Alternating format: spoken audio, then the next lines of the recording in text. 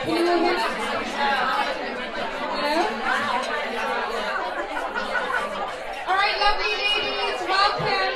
It's really great to have you all here. Sorry to interrupt your lunch, but we wanted to say a big welcome to all of you today on this week of International Women's Day week, whatever we want to call it. It's going to be a very big week for a lot of us in this room. In this room, we have leading ladies in London, all who are doing amazing things in their industries. And today is a chance to celebrate that, because I think all of us in this room know actually how difficult it is to be in any professional role in a senior level as a woman, and the challenges that come alongside that. And that's one of the reasons why London Women Leading Web3 was formed. But before I go into that, I just wanted to say, number one, a huge welcome to everyone here today, and number two, a big thank you, a huge thank you, in fact, to SmartMedia Technologies, and in particularly to Noelle Reno. I don't know where Noelle is, she's hiding. But she has been amazing, and I think deserves a huge round of applause and recognition. Because everything that you see here today is really because of Noelle, who's worked tirelessly, and we were all in Paris last week, and she still managed to pull this off elegantly and brilliantly. So thank you so much, and is a proud new member of London Women Leading Web3, which we are thrilled about. LWLW3 was formed by accident, as most brilliant ideas are, really out of necessity of, I've been in the Web3 space a long time, started to go to some in real life events in London, and there were very few women in the room, so I made a beeline to some of the women there who were all amazing. And just for my own convenience, started a WhatsApp group so that they could all meet each other. And that was exactly a year ago, in March, that network was formed. So it was just a WhatsApp group, and we all started to use the WhatsApp group and realised how it had actually changed our lives, having this group of women that we could connect with and share with and enrich and lift each other's up. And because of that, the network grew, and it really, the only thing I did was create a WhatsApp group. What you see today is a result of passionate women, all with a variety of skills, all rolling up their sleeves and saying, we want this network, we need this to go, this is what we need to happen in Web3. So London Women Leading Web3 is a peer-to-peer network for C-level women in the space, and it's a supportive place that we try to help each other grow and support other women founders along the way. So I just wanted to finish off by saying, for the original, or I would say founding members of London Women Leading Web3, please could you just raise your hand so we could see the original founding members of London Women Leading Web3. So there we go. And now I'd like to say a huge welcome to some of our new members. So if you're a new member that has joined the network, please raise your hand, and we'd like to say a big welcome to new members in our network, and we hope to welcome many, many more, and also be supportive to the wider groups that are here today, and be present and be there for all of you who are making your voices heard in Web3. So thank you all for coming today. I hope you enjoy the rest of your lunch. I'm just going to pass it over to Kellyanne. Hello. My name is Kellyanne Pereira. I'm also a founder of the London Women Leading Web3 Network, as well as the amazing panel of speakers that we have that Noelle is going to lead us through. We are also incredibly privileged to have a preview of the Super Rare and World of Women exhibition, which on the screens you might have seen the artwork that's showing around. The auction actually starts on Wednesday the 8th, so this is the official preview. I'm sure they don't need much introduction, but Super Rare is the leading NFT platform for unique and digital art, and World of Women is definitely in the right room with helping educate and empower women and to try and tackle that gender bias that we all know exists in the space. We have Cynthia here from World of Women, so do you want to come and talk a little bit about the exhibition? And actually, I'll come to you. There we go. Can you hear me? Yeah, okay. Just a huge thank you, I think, to Hannah, the team, and to Super Rare as well. I know Esme couldn't make it, but I'm super, super grateful. I'm with World of Women. My name is Cynthia. I run the foundation, so we look at how do we onboard the next generation of women into Web3. That is something we're passionate about, super, super important for us as a brand. And today we are previewing a little bit of the collection that takes a look at 5 female artists that address what does it mean to address the gender gap, whether it's in pay, whether it's in industries today. We will have this exhibit here, we will have it in Canada, we will have it in Los Angeles, we will have it in New York, and that is all happening this week. So on your table there's a flyer that says WOW times Super Rare. You can go on there, check out the art. Like it mentioned, it starts on Wednesday. And just super grateful for all of you guys, ladies actually, and then also for this space and allowing us to be in here as well. This was a little bit of a surprise because I know the team has been hard at work trying to make this happen. So just super, super grateful for allowing us to use this space and for allowing us to come here as well. So appreciate you all and have a good lunch. I just wanted to mention that on the table there are cards with a QR code. If you scan the code, you will be joined to a WhatsApp group for everyone that's here today. So you don't need to bother or worry about getting people's numbers, just everyone scan the card and you will be instantly added to a group, which was Noelle's genius idea. So another brilliant idea from Noelle, thank you very much. And passing it to you. I don't know how to follow that intro. Thank you. Thank you everybody for coming today. I know how busy all of you are. Taking this time out of your Monday, I really appreciate.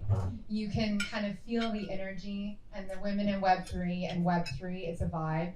And we need all of the women in this room who are holdco side, who are enterprise side, agency side, brand direct side to come with us on this journey.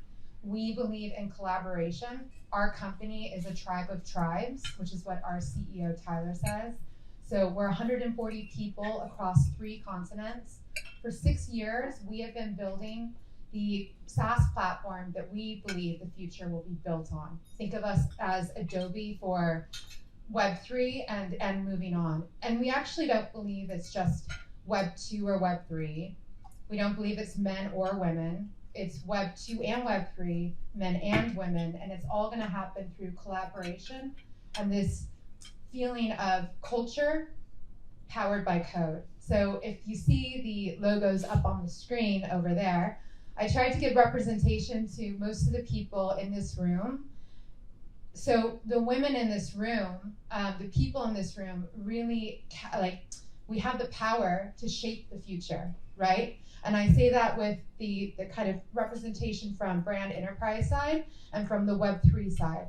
And what I love about what Hannah and the team have built with the London Women Leading Web3 is it's the idea, it's the idea that if we all collaborate at this kind of senior level, we can get more done. And as our CEO says, more wood behind one arrow.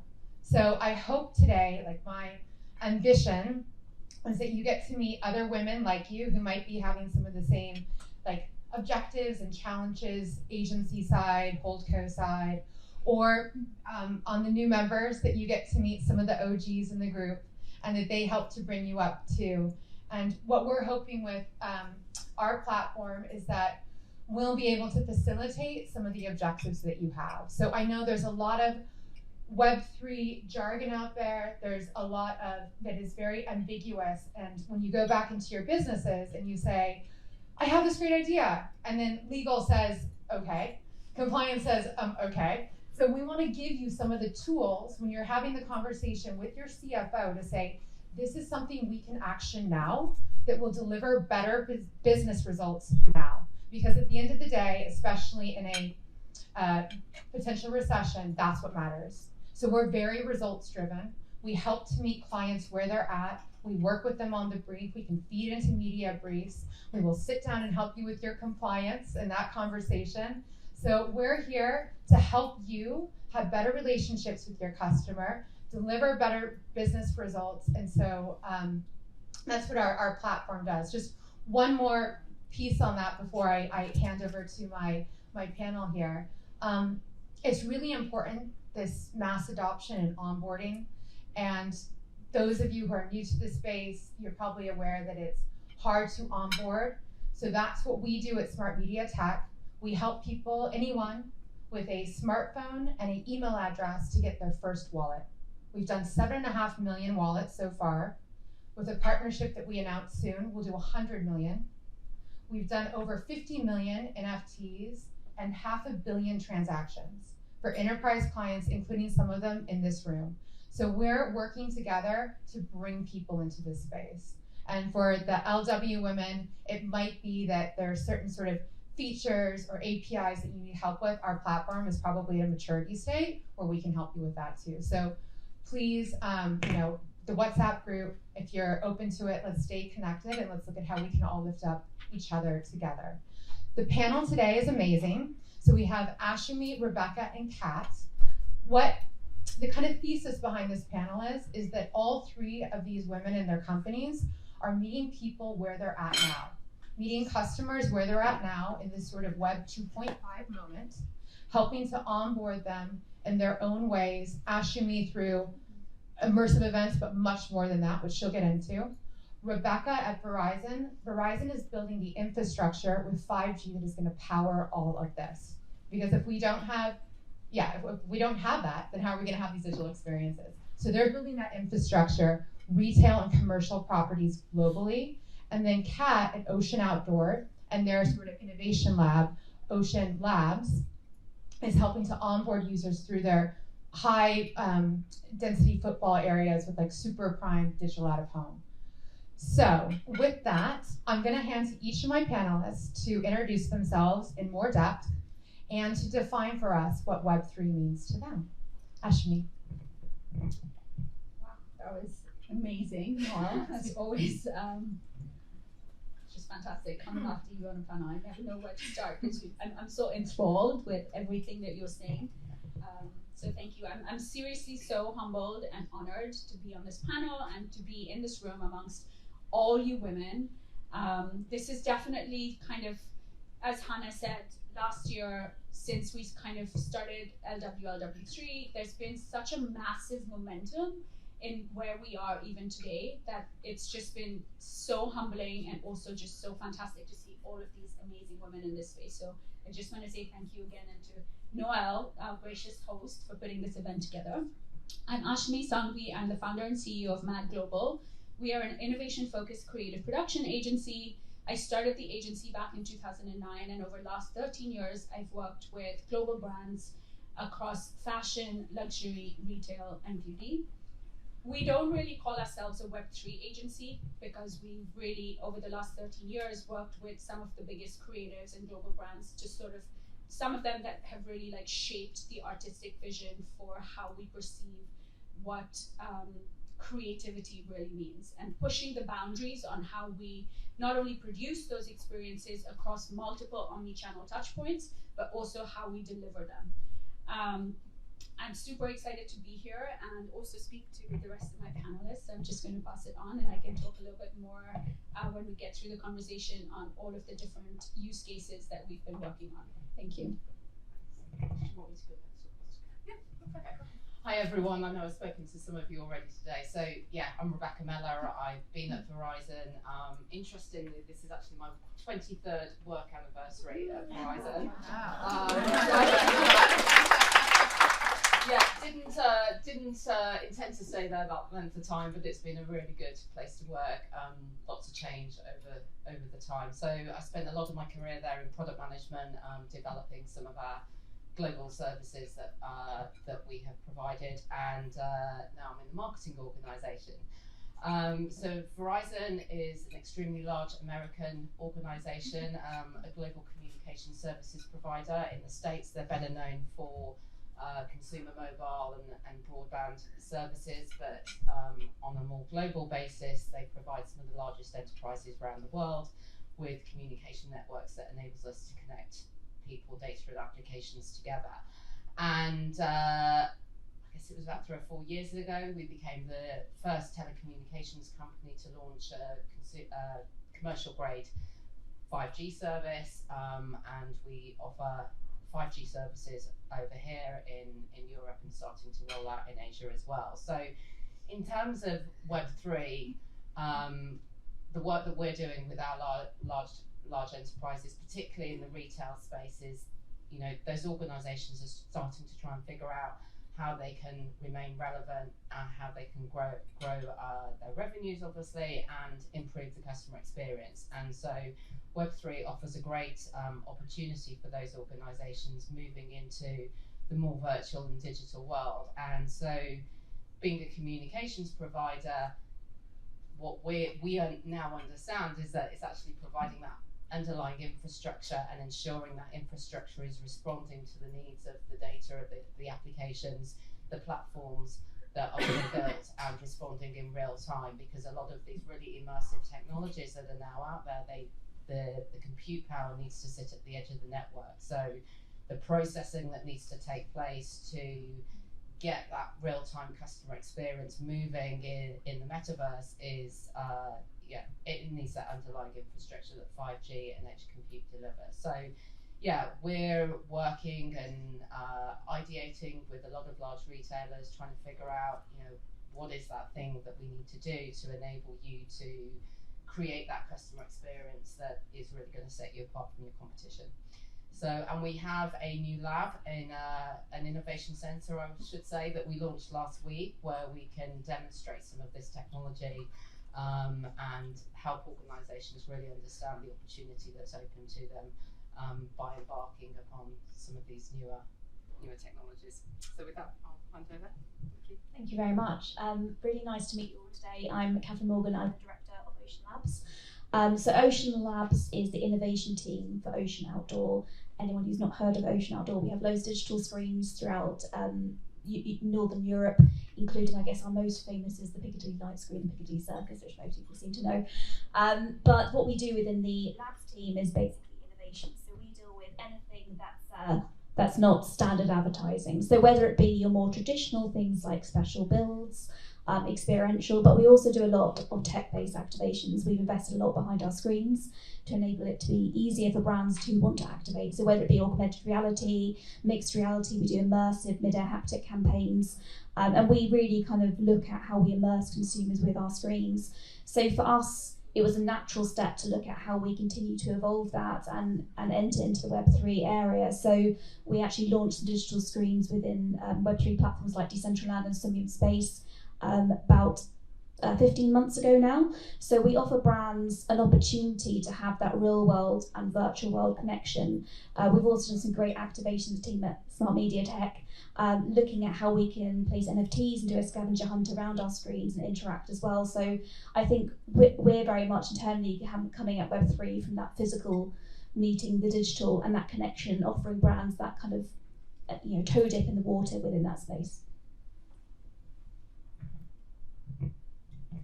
Brilliant, thank you. And so we're going to chat through a couple of use cases which will really help to ground activity that Verizon, Rebecca's just spoken about, and that Kat has spoken about as well. But first, I'm going to go to Ashumi. You'll see that she's on this screen. There we go. So Ashumi, I'm going to let you take over and talk through your, one more time? Yeah, third time lucky? About Matt and the vision of what you've built and where you're going next. Thank you. So I guess when I first started Matt, I had come from a background of being at Condé Nast International, really working with very traditional media and advertising publishing. And obviously at the time when I started, it was much more sort of building on from that. I was also following on at the British Fashion Council and then helping raise funds for new gen talent at the British Fashion Trust. I was also kind of part of the founding team at Net-a-Porter when they launched The Edit, so I kind of have a mixed experience across a lot of where digital was going. And I remember back in 2009 also having conversations very similar to the ones I'm having now, because we were really at this sort of inflection point of where social and digital was meeting what was happening on the traditional media side. It's very similar to what's happening now, being on the precipice of where Web3 and all of the technologies enabling Web3 is meeting what already exists as the base infrastructure layer on the digital side.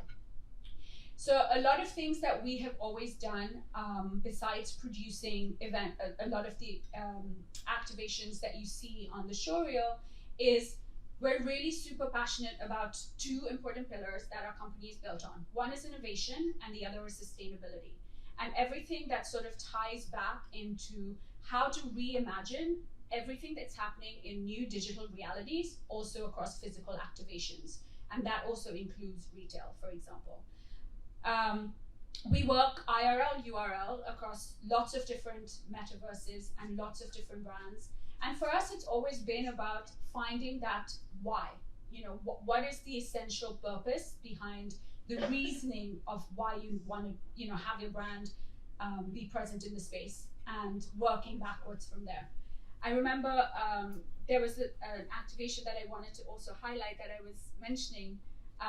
We're super involved also on the R&D side of what we do at MAD in investing across a lot of what's happening in the immersive technology space. So for example, we've been investing across patented hologram technology that showcases holograms in a very hyper-realistic, high-fidelity way, working with creative technologists that have world-renowned patented technology. So it's really about pushing the boundaries on how to connect that, not just for entertainment, but also across retail. The other thing that we invested in across the R&D side is augmented reality. How to actually power the next generation of where augmented reality will take you, not just across the product side, but also across the experiences side.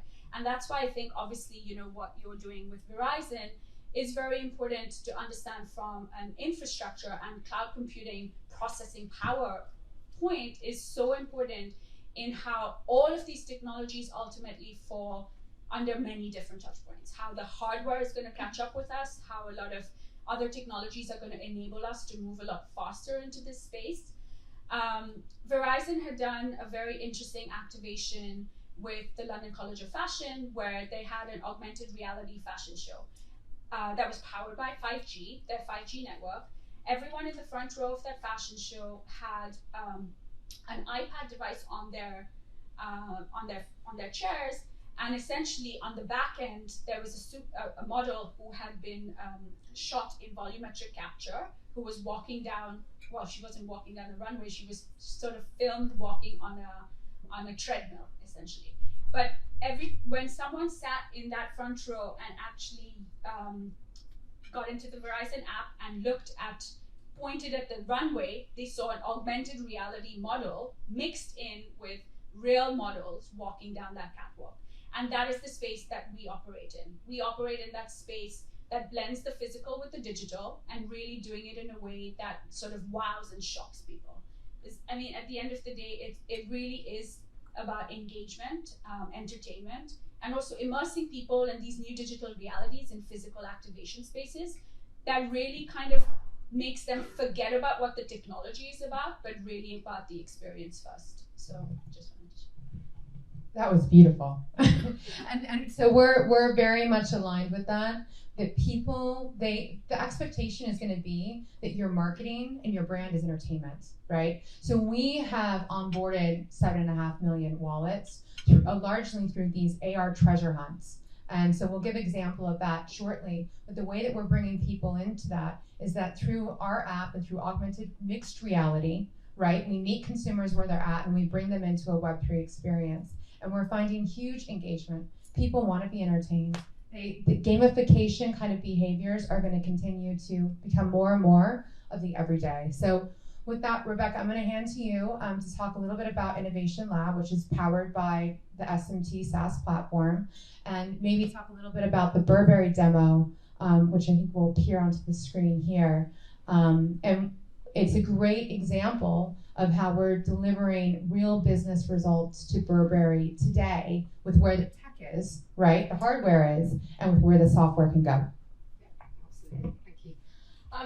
Yeah, so as I said, we have a very large base of global retail clients, and Burberry's been a customer of ours for about 12, 13 years now, and we've always provided this kind of core network infrastructure that's enabled them to connect all of their stores globally and pass data between their stores. But one of the overriding comments that we've had, when we have service reviews with Burberry for a couple of years was, you need to demonstrate innovation to us, Verizon, and Burberry's always been kind of quite forward-thinking, ahead of the curve, and they're like, Verizon, if you want to continue to work with us, show us what you can do. And obviously we've made a huge investment in the United States and globally with 5G, and we've spent the past 3 or 4 years working on different 5G use cases, and what we've come to the conclusion is that obviously every organisation is different, and what works for one organisation doesn't necessarily work for another. But if one thing's for sure, that technology and the intersection and the ability to build an ecosystem with a range of different solutions is becoming absolutely critical, that tech organisations work together to deliver a single solution for their end clients. And whether your objective is growing revenues, improving customer experience, whether it's a sustainability objective, automation and bringing these technologies together is definitely an answer. So with Burberry, and my colleague, who might want to be here actually, but we've been doing a lot of work to demonstrate innovation with Burberry, and last year we brought together a number of different providers to host an event at Burberry's headquarters here in London to take the technology to them.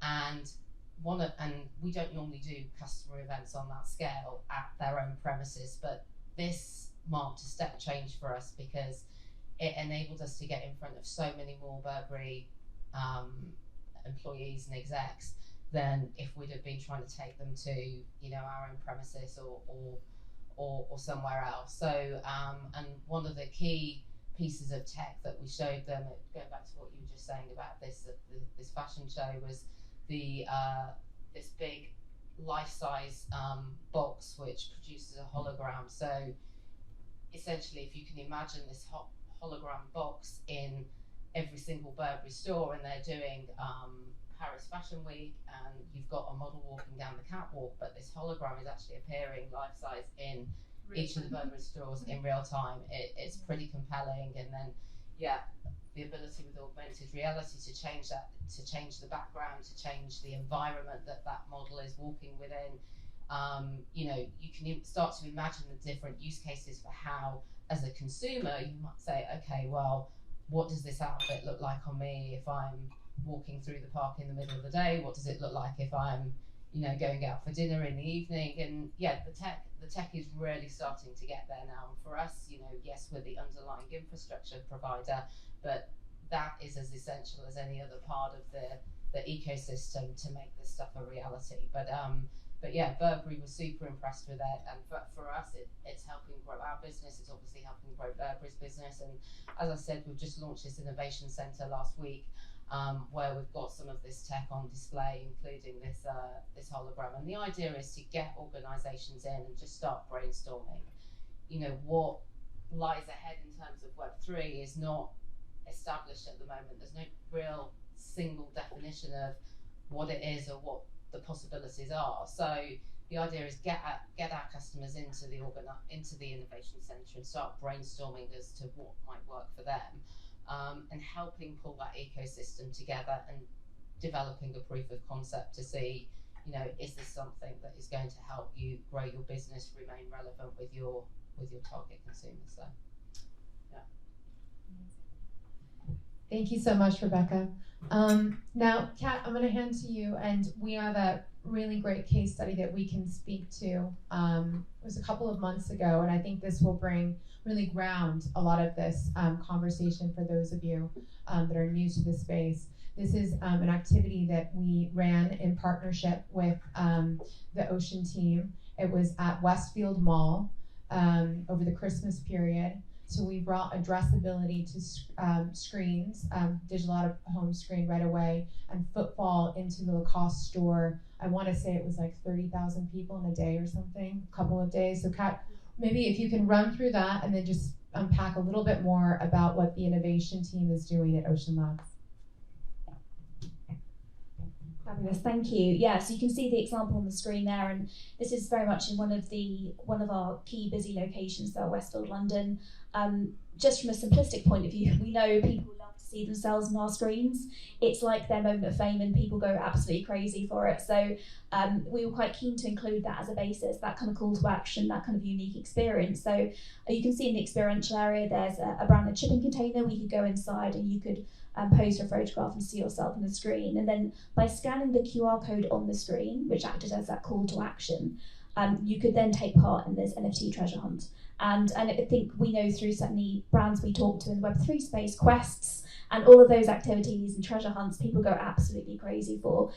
So we had, it was a massive success. It was not just in Westfield London, we also did a smaller version of this across our wider portfolio in key cities across the UK. We had over 92,000 participants. I believe there was about 24,000 people who actually took part in the whole interactive gaming quiz. I think we did over 17,000 samples as well. So each participant was able to, you can see some images in there. Once they connected, they could register for that digital wallet, and then they could take part in a treasure hunt where different NFTs were dropped, and if you clicked on them, they revealed a prize. Some were a simple sample, some were an actual bottle of the perfume, some were some merchandise that they were doing or different experiences. So we had absolutely amazing results. The click-through rate, I think, was over like 43% in terms of, you know, it was actually a really, really incredible stats, and the client was absolutely thrilled. So I think this is just one of many examples of what you can do within that space, and I do think kind of connecting that physical digital, which seems to be a theme that we've all spoken about today, I think is a great way for brands to take that first step into that space with something they feel familiar with, but equally pushing the boundaries and being innovative and delivering something new that everyone wants to be part of. So it's a really positive experience. One thing that I get when people understand I'm in Web3, they're like, oh, so you're going to move everyone into the metaverse and then we'll never see each other again. And I'm like, actually, that's the opposite of what's happening. People are connecting more offline because of the online kind of call to action. So